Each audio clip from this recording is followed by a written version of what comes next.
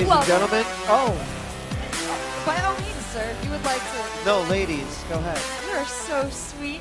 Welcome back, everyone, to day one of the World Playoffs. I'm Rachel, and with me is DJ Wheat.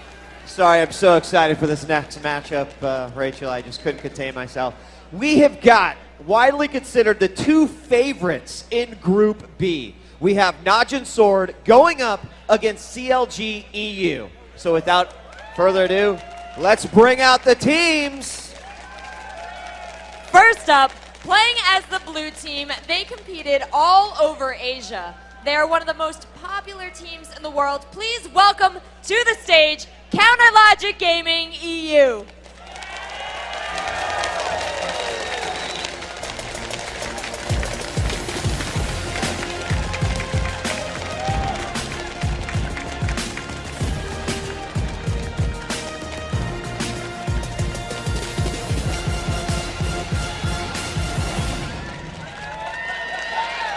Next up, playing as the red team, they are looking to avenge their loss to CLG.EU in the semifinals of the Champions Summer. Welcome back from Korea, Najin Sword!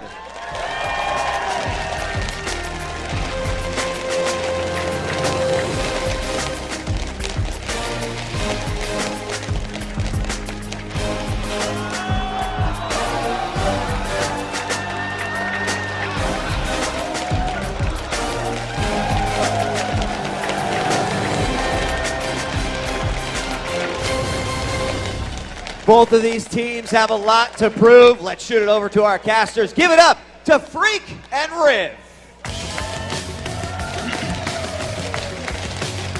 Thanks, guys. Incredibly excited for this matchup. You can see the players are having an amazing time out here. Are the fans having an amazing time?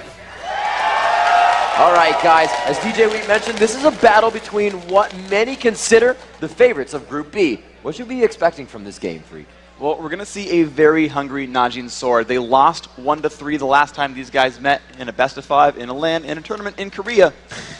Now it's a best-of-1 in a LAN in a tournament in America. So really, really good teams here on both sides.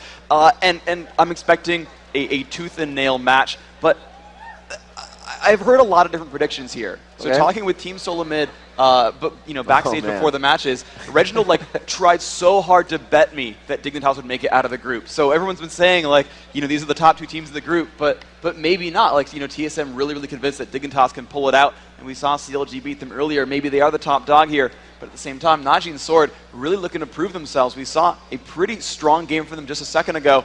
And this is really a very important match for both of these teams, especially if Dignitas is to show up and be a heavy contender here. Both these teams need this win.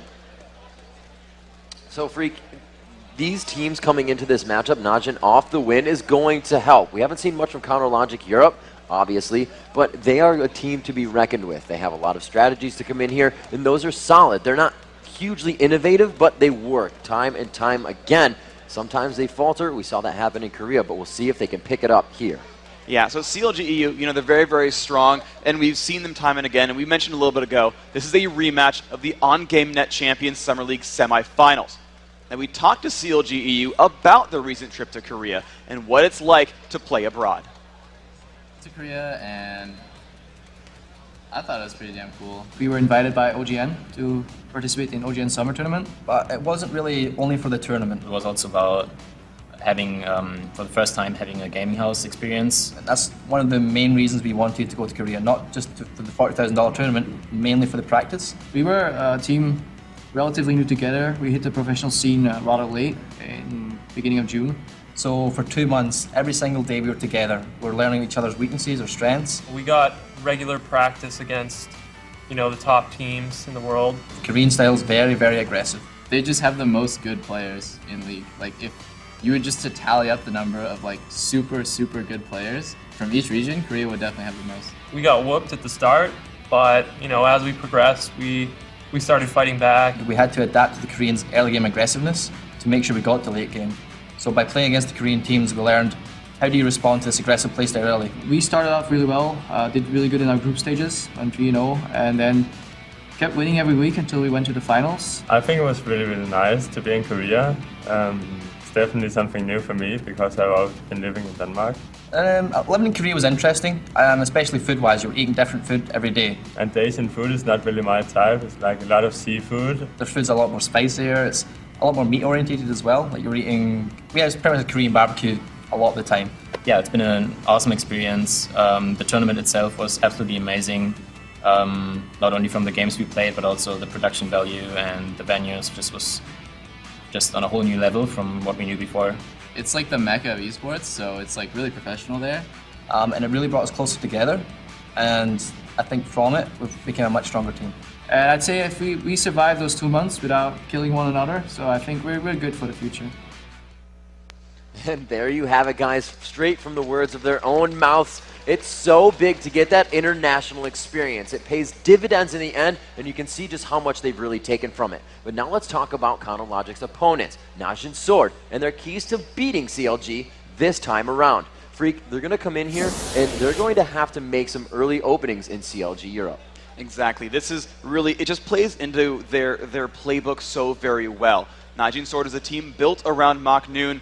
MakNooN is a player all about fighting early, fighting often, and fighting hard, and everyone on that roster is all about that. You just saw CLG's interview where they said, all the Koreans play really aggressively. We had to learn how to deal with this early aggression, but even still, this is still what MakNooN and co really need to do here, is make some early openings in CLG. And we've seen it. It's a bit of the history. They have had trouble with it, but they need to close the game out, especially against CounterLogic Gaming. And this you really saw in the first game of their semifinal match where they opened up with a huge lead and it all turned sour at that one dragon fight. And this is back in OGN Summer where Yellow Pete refused to die and picked up basically a triple kill as Kog'Maw, just picking off the enemy champion at the very, very end.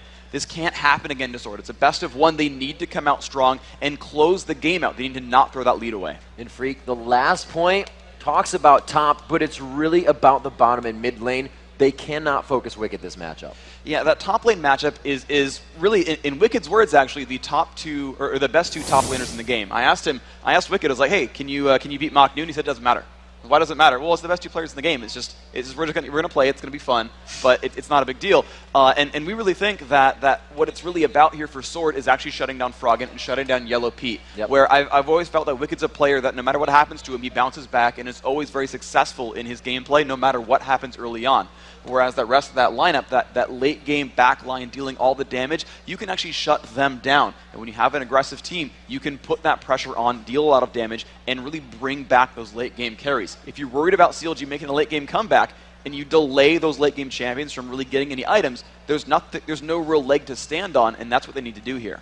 Now, he was let slip through and given to Jokers in the last matchup. The next key that comes out for CLG.EU towards Najin is to actually break MakNooN from getting Shen. But from what we saw, that could also be Jace as well. So MakNooN is really the star player. I mean, the team was built for him in the first place. He picked all the players. He's the captain. He's, really that big shot caller for that team. But the games I saw where Najin stood a chance against CLG.EU was when he actually had that Shen, because it allowed him to leave his top lane, support his bottom lane there with Prey and Kayn, and make sure that they got ahead. They could crush down on a Yellow Pete and kind of shut him out of the game. And I really felt that global presence, when you've got your best player and he can go all around the map, that's really, really important. Apparently Froggen looking forward to Anivia in this game, putting the wings out. But again, they need to shut down MakNoon's ability to roam around the map and assist his other lanes. They can isolate him, it's a lot better for CLG. And obviously something they can always rely on where they feel most comfortable is to play for the late game. Yeah, it's pretty much an easy key for CLG because they're going to do it anyway. They are all... Froggen, you're distracting my audience. I don't like you very much. But CLG, they're a late game team. They've always been this way. Maybe they pull out something new in this tournament, but I really feel that they're going to build that late game power, and they're just going to keep themselves strong and build themselves up through this match. And you know what? It looks like Snoopeh's not worried about it. They just don't need to worry about falling behind. That determination. Snoopeh refuses to give up. Oh, there's a smile. You can't break. There we go. See, Wicked's at least human here. The rest of them are cyborgs. And anyway, the final thing, though, for CLG.EU is not to worry that much about falling behind. after that semifinal match in the Summer League, there was an interview with all the players, and Snoopeh said, yeah, we tend to lose in lane. We tend to lose early game. We're not really worried about it. We just win with team fights late game. And you know, they said they've gotten better at fighting those early game battles, but overall, they've still shown the best team fight consistency of any team here. They're still great at late game. As long as they don't get down on themselves, they're still going to bounce back. All right, Freak, the Gay are in Champion Select. We're ready to jump in and see what Najin Sword and CLG.EU can put up for each other. We do have Skarner, Evelyn, and Nivea on the ban list already. So Two goes for CLG. Yeah, exactly. There's a lot of respect bans right off the bat, and CLG.EU banning out Jace as well. This is interesting. All the blue teams here have been banning out Evelyn as a primary pick. I think that's sort of denying that as an option for that 5th slot counter pick there, making sure that she doesn't kind of roll the game around. And the insta-lock looking is going to be Malphite, which does give MakNooN Shen if he wants it, which does give me a little bit of worries here. But I know MakNoon's been favoring Jace and Malphite both a lot as well, so I guess that makes sense to deny that Malphite away. It's going to give Wicked really good initiation overall in this lineup. So having Malphite means a couple of different things. He can go into the jungle, he can go into the top lane based on what's available and what he needs to do for his team. That's very, very strong overall. The second point, though, is he's got 2 different roles even among those lanes. He can play as a primary tank, get Frozen Heart, Sunfire Cape, jump on a carry and just kind of sit there and be a meat wall. Or he can go full out damage. Sorcerer's Shoes, Abyssal Scepter, Deathfire Grasp, which is the build that MakNooN actually really likes to play, and just kind of jumps in and one-shots a carry and plays as an assassin. There's 2 different styles here really available. And it looks like Counter Logic Europe looking for a little bit of aggression with their picks. They go for the fast, clear, aggressive jungle Shyvana, as well as that support Lulu, quite a safe support. This really sets them up for a very huge beefy front line. So Snoopeh's going to be jungling there on Shyvana, and anything that's backed up with a Lulu just makes tanks that much better. Her ultimate just synergizes with that front line so well. It grants bonus health, and it grants them an aura that slows nearby enemies. So when Shyvana or Malphite dives in, then gets that wild growth triggered, there's not much that they can really do. This tank is now slowing everyone around them. You can no longer evade this guy. He's going to completely just dash the hopes of your opponents. Now Najin Sword, they rush to pick up Ezreal, who's very safe. He can kite around, he can dash to the back, he can get away from a lot of things, but he's still a bit frail, and he still, has to, kill the front line before he can move on to kill the back line. So if they can put a giant meat wall in front of Ezreal, they can really delay his damage output and keep him from killing other champions. And we do see somewhat of a team that can poke a little bit here, and there's another one that will as well, the Orianna Sonograb. This is really, really strong. So now they've got actually very similar to Lulu when you grab Orianna, is you've got, you can put the ball on a teammate and then really set yourself up for some really big successes. If Maokai jumps on, she puts the ball on, tosses on Shockwave, puts on Dissonance afterwards. You just put a lot of crowd control on the enemy team. Basically Maokai becomes a vessel for that ball to come out and land more crowd controls. They've got a lot of disruption on this Najin Sword lineup. If someone initiates on, they can keep locking up CLG's lineup and keep picking up kills. They've got crowd control in so many places. Ezreal starts out strong and doesn't fall off. They've got a lot of power overall in this group. Looks like Yellow P is on Tristana, has not locked in yet. We do, however, have that Karthus lock, and they're really looking for a safe pick for the AD carry. This is basically CLG.EU saying we want to pick 2 late game champions, but we want to pick somewhat safe late game champions. Now, no matter who he's against, Froggen really just always does well on Karthus. It doesn't really matter so much. He just always does phenomenally, so he's going to grab that Karthus over and over and over again. There's almost never a reason for him to pick a different champion. He just loves it. It works so well with his team's composition. The Tristana pick is basically just a sideways version of Kog'Maw, where long range, hyperskilling in a late game does a whole crap ton of damage. But the difference is, instead of having quite as much damage as Kog, is instead super safe. Has that rocket jump to get out of bad battles, has that Buster Shot ultimate to disengage the opposition, and when you realize that you're against an Orianna with a Maokai, you might want to pick something a bit safer and instead go for that pickup on that Tristana. So a full late game lineup is here for CLG.EU. They've got a great, very disruptive front line and a hugely deadly back line in the end. I really like this. MakNooN going on to Nidalee to verse Wicked's Malphite. So this is very, very interesting. MakNooN going for that Nidalee wants to play a heavy assassin role, which is scary to me because they're against Tristana, who's going to be able to escape from these kinds of situations. And Nidalee's mid-game is very precarious as well. You often see it being an AD Nidalee who runs for a fast Trinity Force and then builds tanky from there and does all of her damage in Cougar form. Well, when you're up against, Malphite and Karthus and things like that, you're going to take a lot of damage being in melee range just from Defile, just from area of effect damage. It's a pretty risky situation to be in if you're Needly. Now, if it's AP Needly, maybe that's a bit of a poke comp here. They've got, Orianna in here, they've got Ezreal in here, but they don't really have that same disengage that I would expect to see from a poke comp. So it's MakNooN just really trying to shut down an early mid-game lineup. But as far as endgame goes, they don't have nearly the same kind of endgame as CLG. We'll see if Najin can pull it through, but they've got to pull it through fast. All right, guys, the teams have made their selections. Najin looks to take Game 2 for themselves here in Group B versus CounterLogic Europe. The teams are going into game right now, guys. If you would like to see Najin take a second game as they go back-to-back, let's hear it for Najin Sword.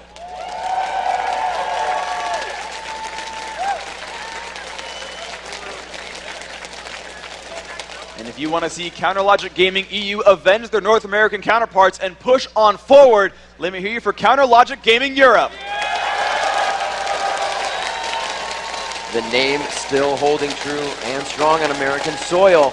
You can see that those cheers very much so behind CounterLogic, but the Najin fans are also in the crowd as well. And we are now ready to go in game. Najin Sword on the red team. Blue team is going to be CounterLogic Europe. And I have to say, a very not very somewhat, yeah, that works out well, right? No, very great, somewhat, I'm going to keep going. Nice. Squishy, but really no team, you're going to see turret dives coming from Najin Sword. This team does not look like they can play aggressive under turrets. A lot of them are squishy compared to the Malphite Shyvana and Lulu coming in with shield as well. So we'll have to see what they can do. It just works out. They've got enough elements that of champions that can just kind of make those turret dives just barely work. So Maokai can disengage from a turret with Twisted Advance. It'll drop him off that turret aggro list, and the turret will switch to someone else. They've got heals and shields coming out from Song and from MakNooN. They've got a pretty decent chance of this, of opening up a turret dive and following through with the various supports around the map. If you look at the bottom lane, again, you've got Kayn on Sona. When she heals a teammate, gives an extra armor and magic resist boost as well. So in any lane, if someone dives, there's someone there to grant armor or health or a shield and keep that person on that dive. So they've got just the elements they need, just barely. It's not one of those primary tanks like an Alistar who hits level 6 and laughs at all damage forever, but they've got what they need to actually make those dives happen. The scary thing, though, still, is that they're trying to dive champions who are very, very safe. Trying to dive Lulu Tristana is going to be super hard, especially Tristana with Cleanse. Yeah, that's going to be huge. She can already jump away, then cleanse that out. It's going to be very safe. I don't think we've said enough, so one more time was perfect. 1:30 into this one, no invades coming from either side here. We do see that Maokai starting at his regular rates, and it's just going to be Malphite down with Karthus. They're going to go ahead and grab that. We've seen a lot of teams doing this now. If it's not going to be a jungler that specifically needs that blue, they just go ahead and give that whole lane to that top side. And it's a really good way to just share resources amongst your team and make sure that you're kind of capitalizing on everything. So Yellowpea and Krepo right now finishing the double golems, pulling actually the Lizard to give Snoopeh a nice easy start on this red, and they'll still be able to walk in a lane in time to not really sacrifice much experience overall. On the flip side, MakNooN not doing much but dropping traps around the map and trying to keep himself safe. So there's a bit of an advantage here for CLG.EU right off the bat. They've got just a little bit more golden experience to share amongst their team. And that blue buff now going to Wicked as he makes his, actually going to middle, I should say, as he makes his way top lane. So he's going to be actually quite hurt coming to this one, but MakNooN has expended his mana, so he won't be able to harass as much as he would like. Wicked trying to get that passive to come back up before he moves up to that MakNooN. I believe it was actually on. The shield's quite low at level 1. There it is, broken, and the harassment already starting from MakNooN. Invasion here by Snoopeh in the jungle. He finds Watch, and going into the bush, he wouldn't allow him to take the red. He is going to push the flash out, and that is a lot of aggression taken away from Najin Sword from the jungle. The difficult thing, though, is Snoopeh does not have his smite back up. He's going to pull onto this Lizard. They've actually pulled Froggen to kind of fence out and zone away Song, so no one's really here to stop this. Wicked takes a bit of punishment, but ultimately with no one around to stop Snoopeh, his teammates doing a great job of calling out who's around, who's moving, and who's not. Despite having no smite and being in the enemy jungle, Snoopeh is ultimately safe here. He will steal this red away. That is a very big boost to his team. And that was huge. If somebody were to walk by that, they would have seen that the spawn camp emblem had not died. So you can still figure out that he's taking it. Now that it's down, we're going to be moving off of that. And like you said, Freak, refreshing that red buff and really slowing down that Maokai jungle. He was able to get his blue so he can continue with that speed, but the presence in lane just won't be as strong. 3 minutes and 30 seconds in, we are going to follow if Europe continues to counter gank these objectives. This is really going to be the core strategy here for CounterLogic Gaming Europe. They know, without a shadow of a doubt, that their late game is ridiculously strong as long as they keep the early game from snowballing out of control. But right now, they're keeping the early game very, very tight. They're down a couple hundred gold just from minion farm, but in general, they're stopping all the possible aggression opportunities. By denying a red buff, you really deny a lot of that gank power that might come out from Maokai. That early slowing from that lizard buff is very, very powerful. It really helps you pick up kills here. So they're just removing options from the table. Snoopeh constantly clearing, leveling up as fast as he can, and he just wants to be present and there to counter gank if something goes wrong. This is really great harassment by Kane. Usually it's onto the AD carry, but they're just hitting Krepo so hard, forcing him to use all those potions. He's not going to be able to help Yellow Pete in a fight. So what they're doing right now is setting him up almost for the kill, having to flash away from that one. The aggression so strong from that Sona Ezreal poke bottom. But we do see Snoopeh coming in, trying to push that lane back and say, not going to go down without a fight in this lane. I am helping each one.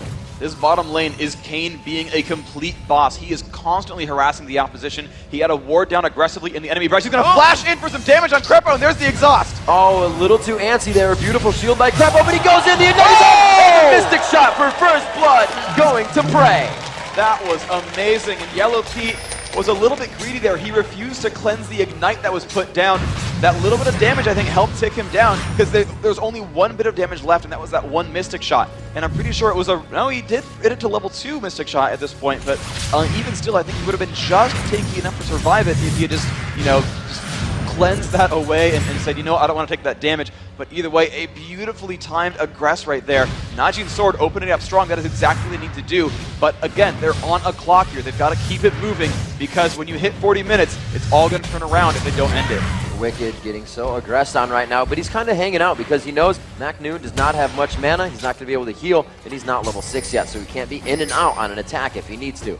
Wicked still playing quite strong here. Like he said before, two of the best top laners in the world going at it. It's no big deal. We do see Snoopeh coming up top through the ward. MakNooN heading back to his tower, but he actually, I like that strat. He made it look like he was heading back, seeing the ward, moves back in, but he sees Snoopeh again. So he's only trying to play the mind game here, not the visual game.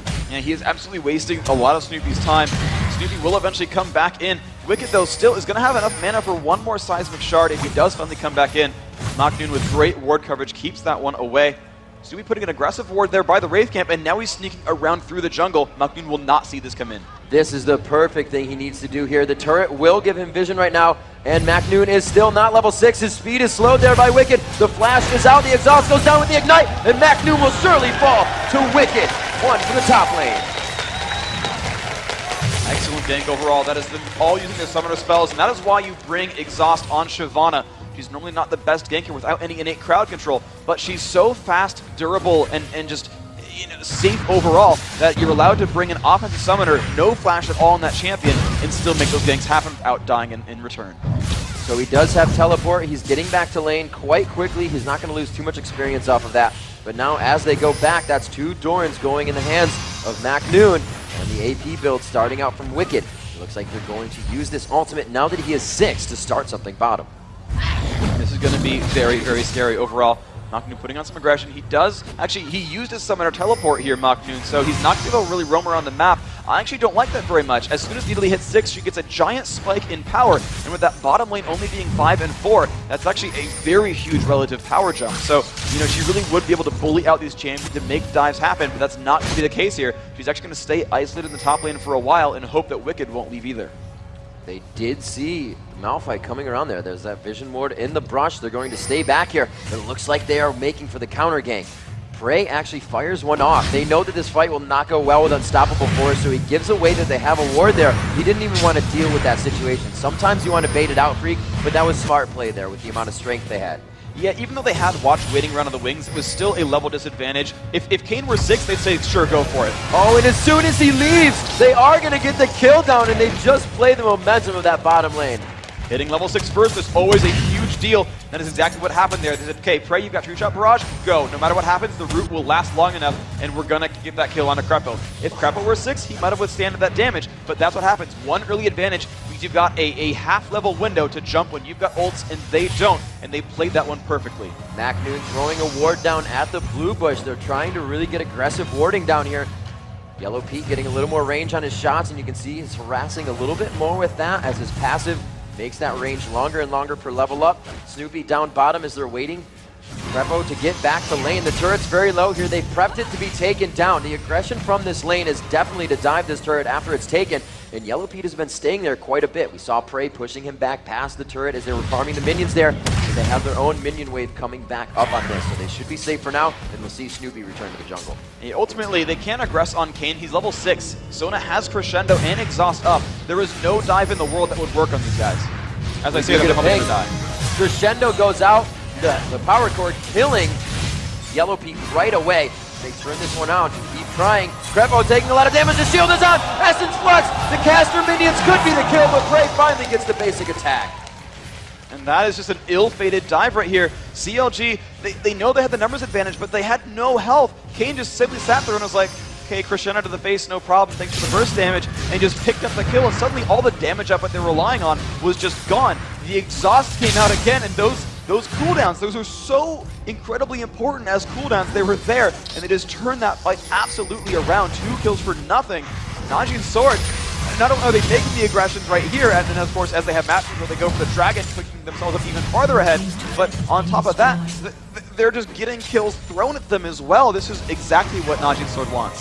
So that turret goes down, a little bit of a gold lead coming in, 3,000 there. Dragon goes down, and they make it 4,500 gold. It's going to be very big for Najin as they come into this game. Kind of finishing some good items, just the boots mobility for Cloud for Watch to get those ganks down for himself. Healing up off of his passive, continues to go around, but here comes Requiem. It may find him 2 kills, but no, Watch has just enough health, and we see MakNooN go down.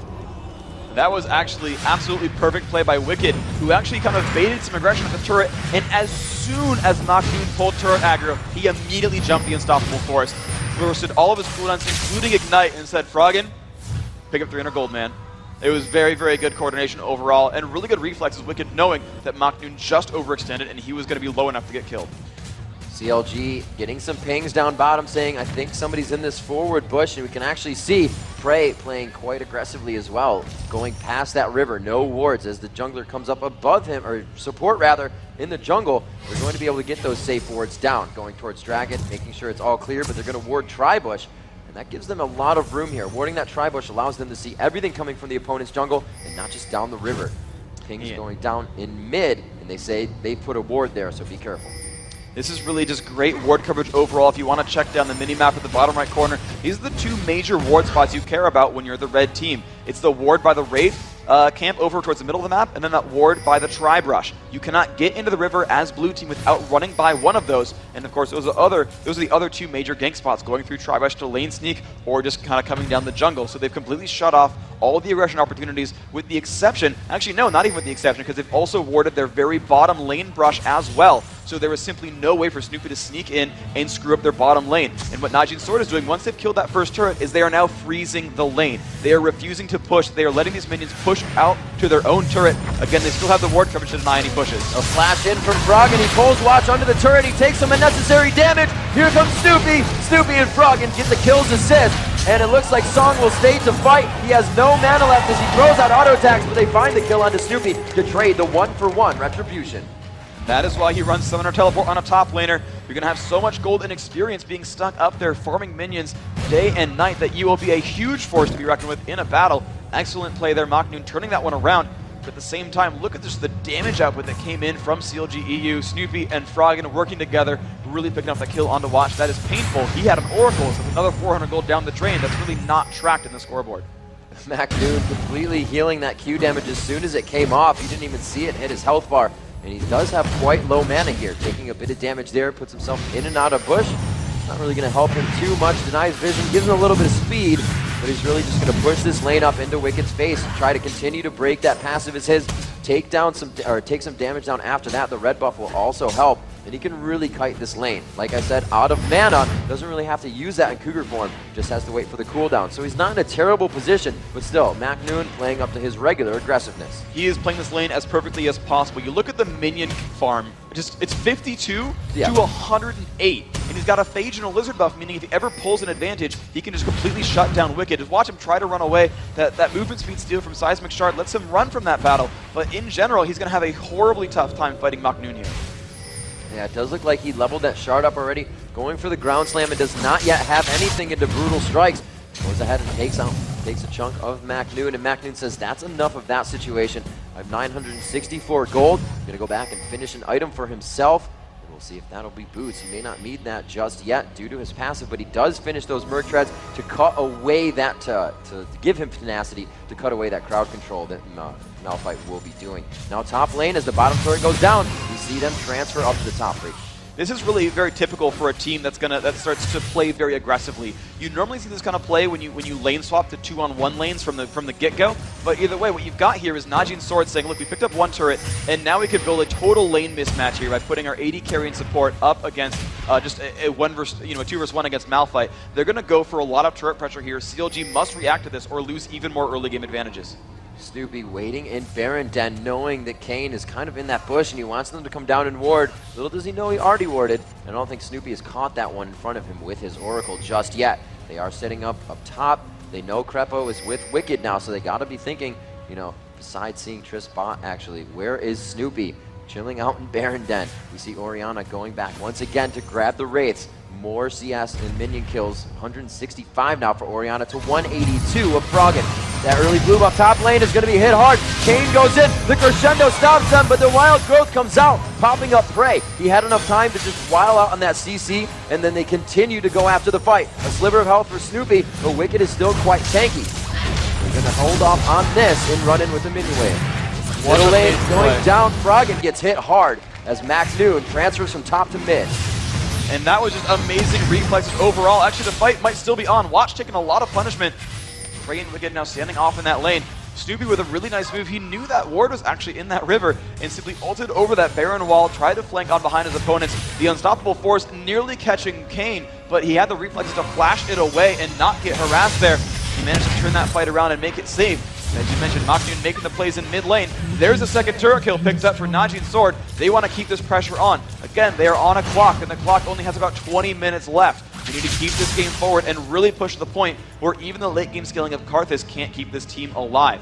If you look at the farm, he's getting there. He's got 180 minions. He is still rich overall. He's containing most of his team's kills.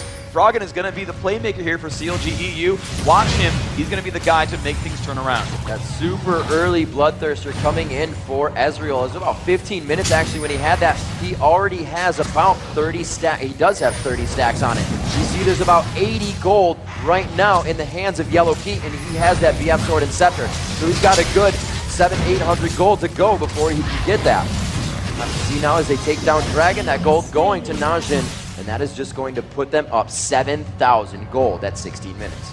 They need to keep doing this over and over and over again. The Dragon kill's good. Mid turret's got to be next. They need to keep pressing onto their opposition. There's not a lot of great wave clears here from CLG.EU. They can't really do much except for Froggen and a little bit from Krepo, but Krepo's not going to be doing all that much damage to him either. It's going to take some time for them to really crush down that minion wave. And meanwhile, Najin Sword, they've got 2 healers, they've got a lot of long-range damage output. They're putting kind of all their tanky cards on Watch and hoping he can scale through this game. And that's actually one small deficit here for Najin Sword. Watch now with Boots Mobility, his second Oracles as well, only 2 assists and kind of low minion farm.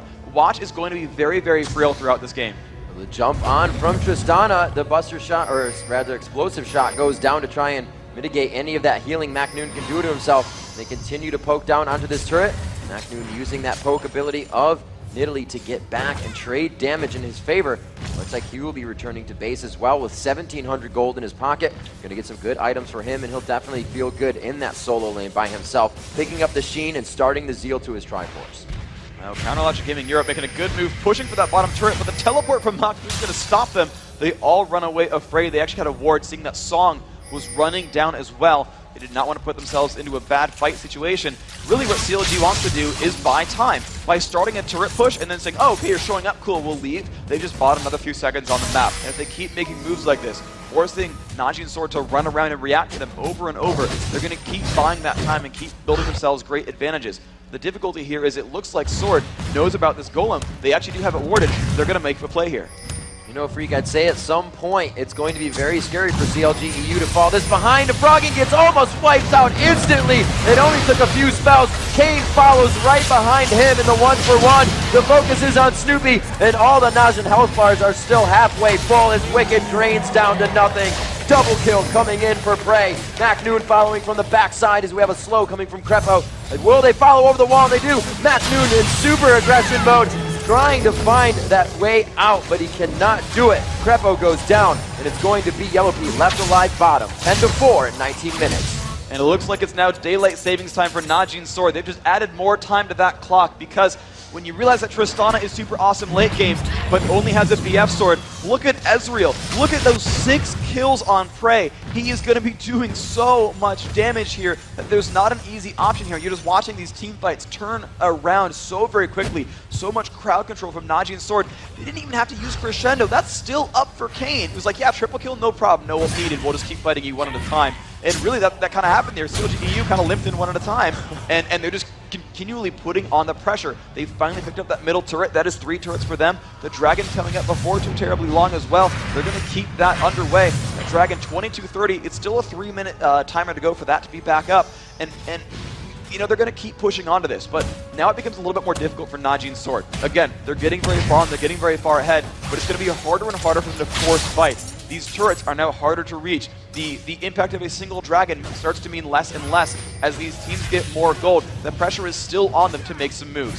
So, Freak, we see the importance of farming. 225 minions in mid for Karthus, 221 for Orianna. Obviously, these minions don't just spawn in lane. Where are they getting all of this? They're running into their jungles and sharing the resources with their teammates. They're running in there and saying, hey, you know, this camp, and it's typically the Wraith camp. That's usually the most frequent one there, is they just run off to that side and pick them out and pick up a bunch of gold. Now, those Wraiths aren't worth as much gold individually as lane minions, so you have deceptively large numbers of minion kills that aren't really worth the same amount of gold each, but it still builds in these really good advantages. They're still getting a lot of gold every time. It's about 60 gold every time you clear that camp out. It's a nice chunk of money. Some even go for the Wraith camps as well and keep clearing more things out.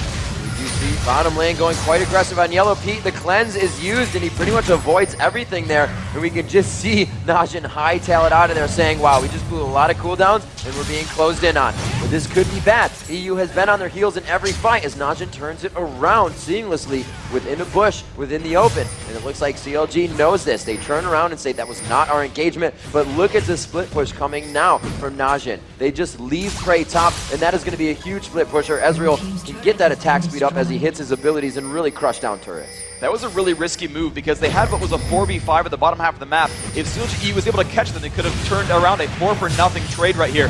Froggen in a duel with Prey, doing so much damage back to him. Can he pick this up? Oh, he gets the heal. That may be very helpful for him. Wicked is there, however. They put Karthus on the other side as the flash went down. A lot of damage going towards Wicked. He unstoppable forces out of the fight and gets Crescendo to go down. After using his ultimate, the focus on Krepo will for sure be a tower dive. And another double kill coming in for Prey. Najin Sword support. Kane picking up a kill as well. And now up 12,000 gold. They're going to make a move for Baron. They feel strong enough that they've got what it takes to kill off this epic monster here before 22 minutes. CLG.EU, Snoopeh could attempt for a steal, but he's back in the base right now. And with Ezreal so farmed, I don't know if they quite have the damage out, but Orianna is also great at DPSing single targets. Looks like it's not even going to be an attempt by CLG.EU. This will be a free Baron pickup for Najin Sword. They have made all the right moves this game. Freak, I believe that's the second fastest Baron we've seen in the tournament here. 22 minutes in, they have great items under their belt and almost finished Triforce, which just got finished due to that gold coming from Baron. 8-0-3 on Prey this matchup. So well chunked down, just missing that. Top lane, Snoopeh grabbing up these minions, just continuously pushing out. Everything is on their side of the map except for bottom lane right now. And since that Baron objective is down, they can focus there because of Dragon, but it's just going to be hard for them to really stop anything top with a split push bottom. Exactly, and they're just continuing to scale as well. It's the one really big saving grace here for Najin Sword. While a lot of their champions are mid-game focused, any attack damage carry, especially ones like Ezreal, will scale phenomenally with items. And if you compare directly those two AD carries, you only see a 60 minion kill difference, but actually Prey has about double YellowPete's gold. They're about to duel. Watch how easy this is for Prey. As they come into the lane, YellowPete is going to jump. No YellowPete arcane runs away. shift follow. Yeah, really hard fight. Complete runaway. That was a huge fight. That was a lot of damage being dealt on both sides. That rocket jump really destroying the ground. How much damage? A little. Oh. They didn't actually kill anyone. I can't say it. We do see Froggen chasing here. The layway's just missing. And you're going to catch one of the best escape artists in the game. If he can hit that bush, it's over, and they know it. getting that passive move speed. Going back into the fight, however, MakNooN loves to taunt. Yeah, maybe he'll start dancing as they chase him around too. Maybe got some Phantom Dancers, boost mobility, control everyone like he did Riot, the Invitationals. Jack knows about that one. But Najin Sword, they're just going to keep the pressure on. This is still exactly what they want to do. CLG will never forfeit a game. They will always stick this one out. I mean, there's that legendary group stage game against M5 BenQ at DreamHack where they were down like 17,000 gold, still won. Always an option. Bottom. Krepo with one swipe. Actually, rather, that was Froggen going down.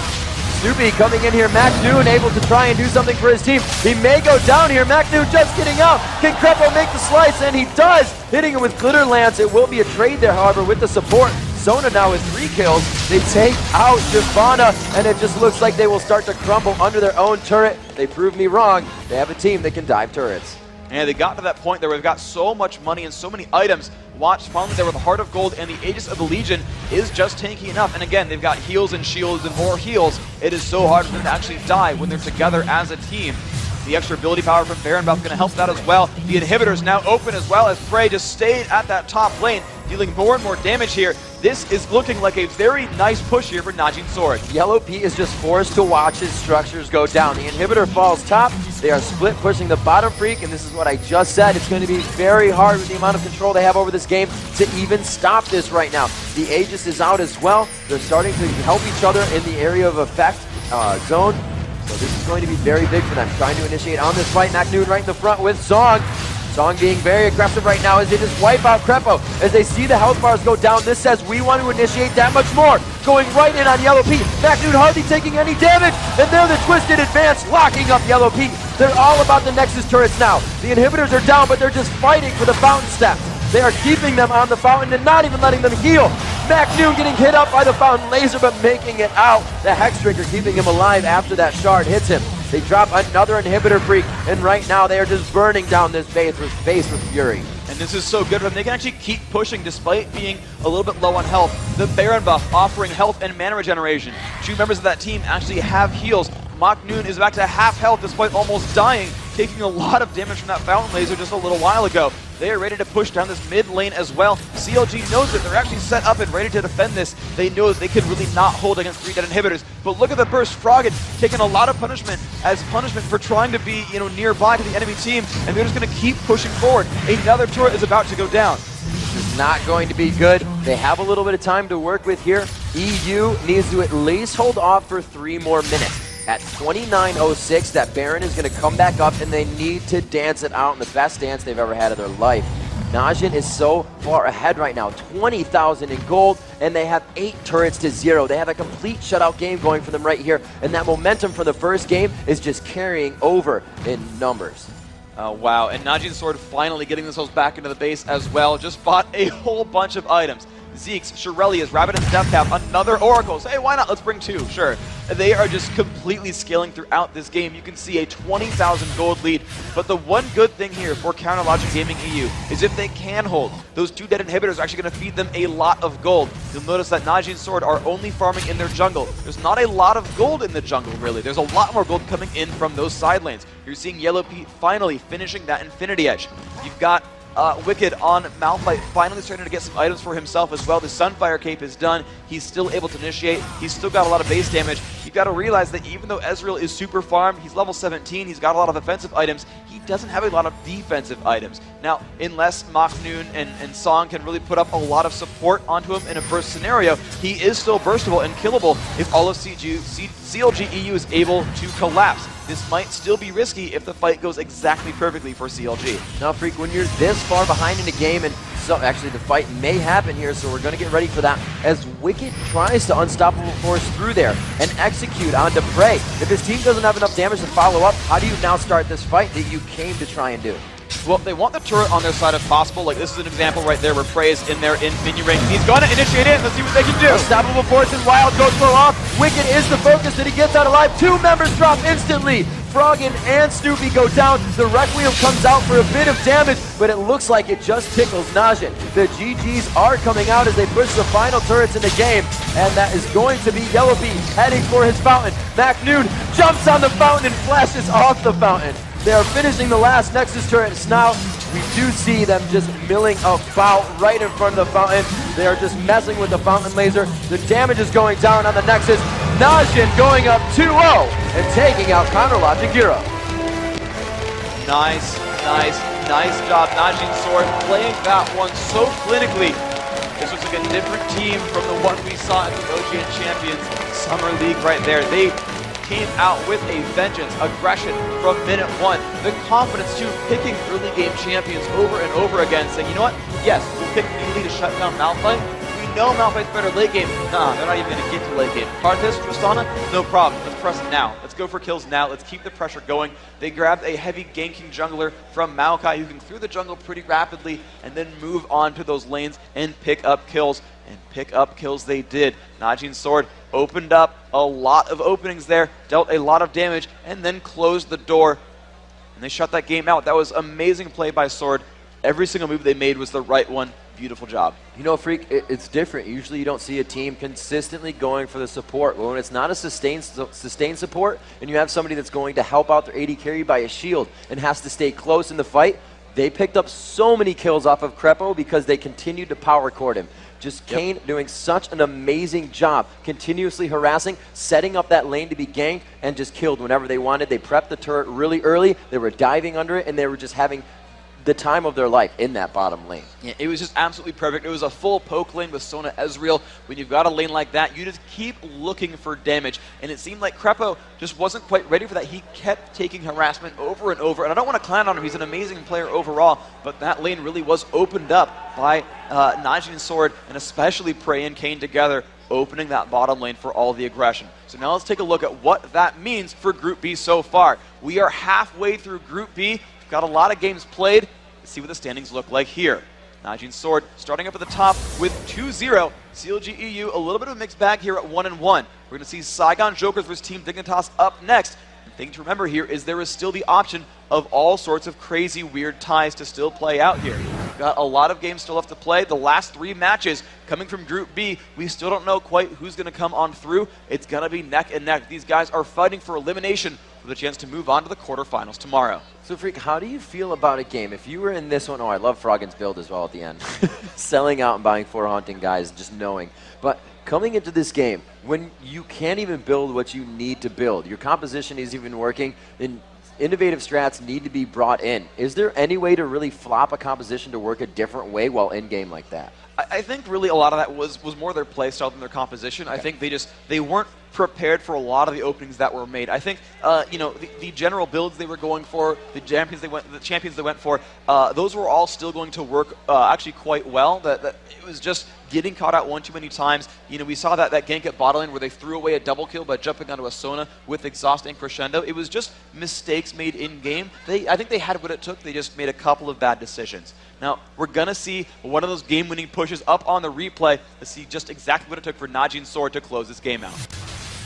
You can see as they go up into that mid lane, it is just Prey dealing so much damage. Wicked dives in. There's that combo. It's Lulu into Malphite. The knockups everywhere. But there's too much damage. They're so high level. They withstood all that burst. And you can just see how little they cared about Requiem because it's only 28 minutes in. Froggen doesn't have 7 items yet. Normally he does by like 35 or so. But it wasn't that time just yet.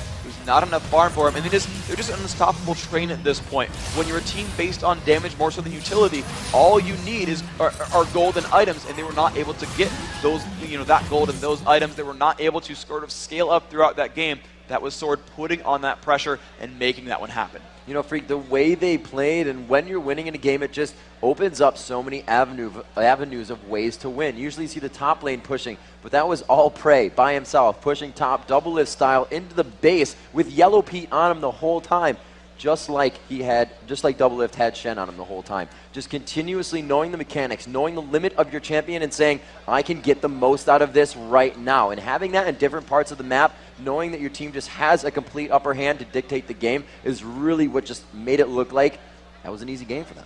And it was a couple of tricky risks as well, though. You know, the dives early on, the pushes on the turrets, especially that split push where they knew it was 4v5 on the bottom lane, and they still went for it. They actually still went aggressive. Sword, they went in, oh, there's 5 of you? Okay, we'll back out. I think Wicked went back. Now let's go back in and try to bait some more effort out, right? Let's try to keep them, down to this bottom lane. And the entire time, Praise like, no, I'm not helping you guys. I'm going to kill a turret. Like, don't worry, you guys are fine. I believe in you, right? And so, to have that confidence to say, it's hard to kill secondary turrets. It's hard to get turrets number 4, 5, and 6. It's a bit difficult overall for a team. And one of the best ways to do that is to split push. But you have to have the confidence to sit in that 4v5 and the mechanics to not give up those kills. Prey was pretty easy. It's 1v0 for a long time. He just started killing minions and the turret fell. That was not too bad. The rest of that team to have the confidence to still pull that out and not give anything up, because that's where you open up comebacks, when you make these silly little mistakes where you get outnumbered on purpose, but it worked out for him, so really great play. All right, guys, so coming up next, we see Dignitas go up against Saigon Jokers. We'll be back in just a few minutes with the League of Legends Season 2 Championship matchups.